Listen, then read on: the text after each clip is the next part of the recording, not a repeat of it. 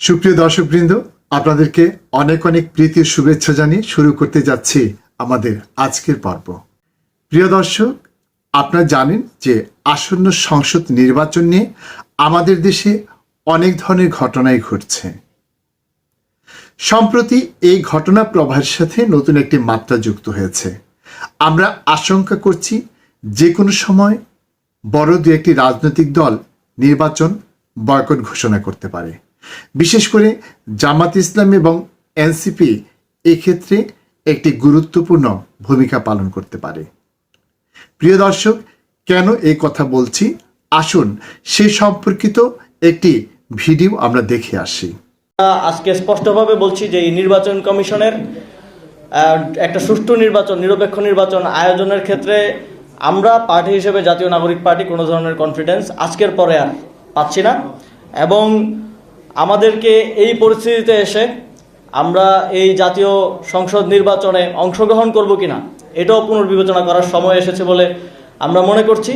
প্রিয় দর্শক, আপনারা দেখলেন এনসিপির মুখপাত্র আসিফ মাহমুদ সজীব ভুঁইয়া নির্বাচন কমিশন সম্পর্কে কি ধরনের একটি অভিযোগ উত্থাপন করেছেন। প্রিয় দর্শক, আসিফ মাহমুদ সজীব ভুঁইয়া কেন কথা বলছেন, আসুন সে সম্পর্কে তার কাছ থেকে আমরা কিছু কথা শুনে আসি। নির্বাচন কমিশনে যাওয়ার সময় আমরা দেখলাম যে নির্বাচন কমিশনের সামনে 2-3 হাজার ছাত্র দলের নেতাকর্মী এক ধরনের মব সৃষ্টি করে আজকের মতো গুরুত্বপূর্ণ দিনে, যেদিন একেবারে আপিল শুনানির শেষ দিন, ওনারা সাস্টের ইস্যু বলতেছে, কিন্তু সাস্টের ইস্যু তো আজকে শুরু হয় না, এটা চলতেছে অনেক দিন আগে থেকে, 2-3 সপ্তাহ ধরে চলতেছে। আজকের মতো গুরুত্বপূর্ণ দিন, আপিল শুনানির শেষ দিনে তারা ওইখানে এক ধরনের মব তৈরি করে রেখেছেন, বাইরে থেকে একটা এক্সটার্নাল প্রেশার তারা তৈরি করে রেখেছেন।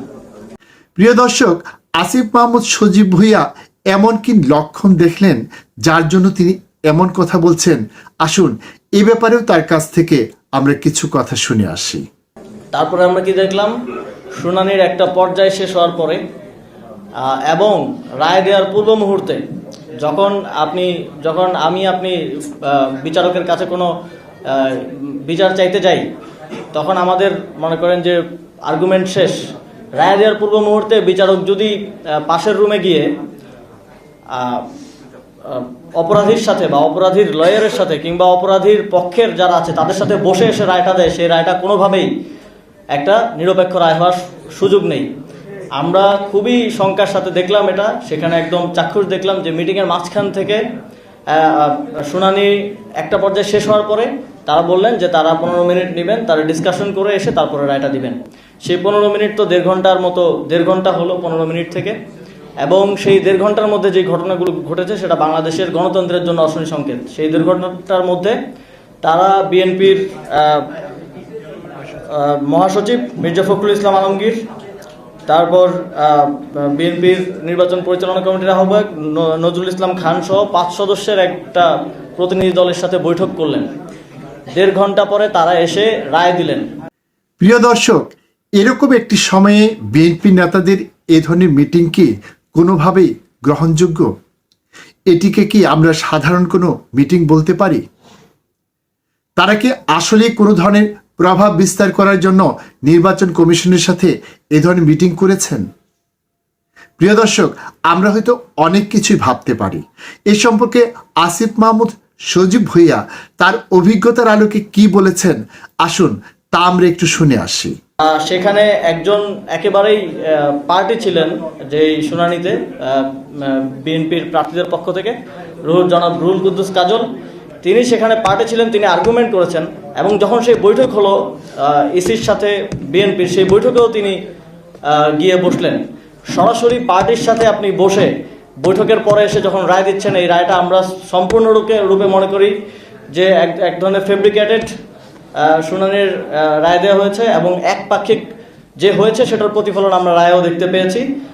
সুপ্রিয় দর্শক, নির্বাচন কমিশনের আপিল শুনানির রায়ে এই মিটিংয়ের কি ধরনের প্রভাব পড়েছে, আসুন তা আমরা একটু শুনে আসি।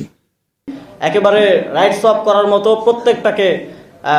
অলমোস্ট প্রত্যেকটাকে দ্বৈত নাগরিক এবং ঋণ খেলাপিদেরকে সেখানে ছাড় দেওয়া হয়েছে এবং নির্বাচনে অংশগ্রহণ করার বৈধতা দেওয়া হয়েছে। আমরা মনে করি যে আজকে এবং গতকালকে এই পুরো প্রক্রিয়ার মধ্য দিয়ে নির্বাচন কমিশন একটি সুষ্ঠু নির্বাচন করার জন্য যেই কনফিডেন্স রাজনৈতিক দল, দেশের জনগণ এবং সবার কাছে থাকার কথা ছিল বা অর্জন করার কথা ছিল, সেটা হারিয়েছে। এবং এর বাইরে আমরা আরও দেখেছি যে আমাদের প্রধান নির্বাচন কমিশনার তিনি স্পষ্টভাবে একজন প্রার্থী যার বিরুদ্ধে আপিল শুনানি হচ্ছিল তার পক্ষে তিনি বলছেন যে তিনি তো বাধ্য হয়ে দেশের বাইরে ছিলেন, তিনি বিদেশি নাগরিকত্ব বাধ্য হয়ে নিয়েছেন। তা আমি পার্সোনালি জানি যে খুব ইমোশনাল একটা স্টেটমেন্ট উনি মেক করেছেন, যেটার বিষয়ে এখনও রায়টা আসে নাই। এটার শুধু এই একটা ইস্যুই আজকে রাতে অথবা আগামীকালকে রায় আসার কথা, সেটা হচ্ছে কুমিল্লা 3 সংসদীয় আসনের বিষয়ে।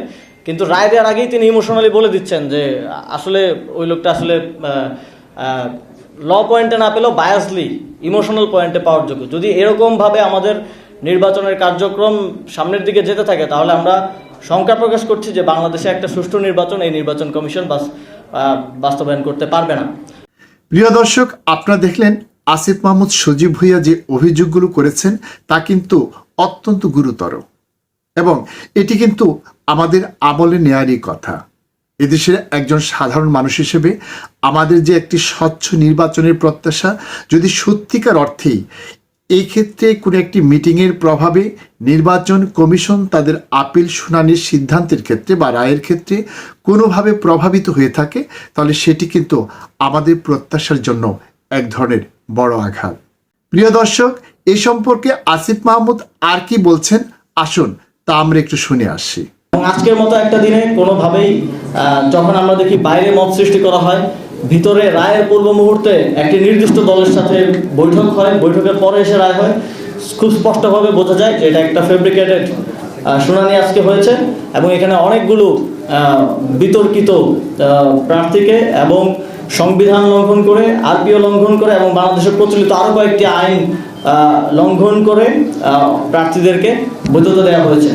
আমরা যদি ঋণ খেলাপির বিষয়ে আসি, চট্টগ্রামের একজন বিএনপির প্রার্থী আসলাম চৌধুরী, তিনি 1700 কোটি টাকা ঋণ গ্রহীতা বিভিন্ন ব্যাংক থেকে বাংলাদেশের এবং 1200 কোটি টাকার ঋণ খেলাপি। 1200 কোটি টাকার ঋণ খেলাপি একজন ব্যক্তি 5টা ব্যাংকে বোধহয় 5টা ব্যাংকে, তাকে প্রথমে একজন নির্বাচন কমিশনার বললেন যে তাকে তো এটা দেওয়া উচিত না, এটা বাংলাদেশের মানুষ ভালোভাবে নিবে না, সবকিছু ওয়াজ লিডিং টুয়ার্ডস যে তার প্রার্থিতা অবৈধ হবে, বাতিল হবে। হঠাৎ করে পাশে একটু কথা বলে তিনি বললেন যে এটা অ্যাকসেপ্টেড, মানে হঠাৎ করে আউট অফ নো হয় এটা অ্যাকসেপ্টেড। এবং ওনারা যদিও বাংলাদেশের প্রচলিত ঋণ খেলাপি আইন অনুযায়ী গ্যারান্টার ইজ অলসো হচ্ছে ঋণ খেলাপি, কিন্তু ওনারা ইন্টারপ্রিটেশন করলেন যে গ্যারান্টার হিসেবে তাকে সেখানে দায় মুক্তি দেওয়া হলো। এবং আমরা দেখলাম যে ওনারা ওইখানে বসে আইনের ইন্টারপ্রিটেশন করছেন, ওনারা ওইখানে বসে সংবিধানের ইন্টারপ্রিটেশন করছেন, যেটার কোনোটার এখতিয়ার ওনাদের নেই।